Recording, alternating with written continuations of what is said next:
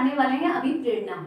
अभिप्रेरणा का मतलब क्या होता है? अभिप्रेरणा का मतलब होता है मोटिवेट करना उन व्यक्तियों को, जैसे प्रबंधक ने किसी व्यक्ति को नियुक्त किया है, अब वो लगातार किसी कार्य को कर रहा है, ठीक है, वो व्यक्ति लगातार किसी कार्य को कर रहा है तो वो कार्य करते करते बोर हो गया, तो उसे मोटिवेट करना, ठीक है, उसे उसकी ये शक्ति याद दिलाना कि आप इस काम में सक्षम हैं और अच्छे से कर सकते हैं और अच्छे तरीके से करिए उस कार्य को, वो कहलाता है आपका अभिप्रेरणा।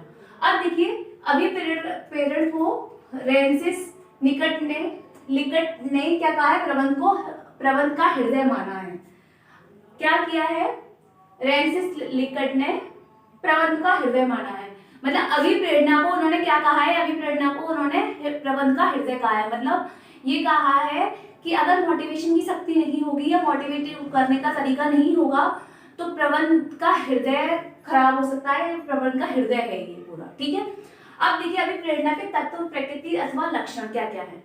देखिए सतत एवं चक्रीय प्रक्रिया। अभिप्रेरणा को करना मतलब अभिप्रेरणा को बताना कंटिन्यूस, ये चलते रहना चाहिए, ठीक है, कंटिन्यूस होनी चलती रहनी चाहिए और चक्र में चलती रही, मतलब गोल गोल, मतलब आपको डेली के डेली आपको मोटिवेट करते रहना चाहिए लोगों को, ठीक है। प्रत्येक व्यक्ति के अंदर से आना, उन्हें अंदर से रियलाइज करा लेना चाहिए कि आप उस काम को सक्षम है और अच्छे से कर सकते हैं, ठीक है। संपूर्ण व्यक्ति अभिप्रेरित होना है उसका एक भाग नहीं, मतलब उसको थोड़ी देर के लिए उसे मोटिवेट नहीं होना, उसके पूरे संपूर्ण व्यक्ति को अभिप्रेरित होना है हर वक्त के लिए, ठीक है।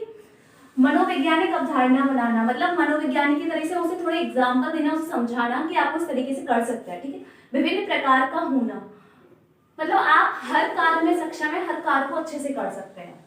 मानवीय आवश्यकताओं की संतुष्टि करना, मानव की आवश्यकताओं की संतुष्टि, मतलब उन्हें ये समझाना कि मानव की आवश्यकताओं से आप इन आवश्यकताओं से संतुष्ट रहिए, आपके पास जो है बहुत कुछ है, ठीक है।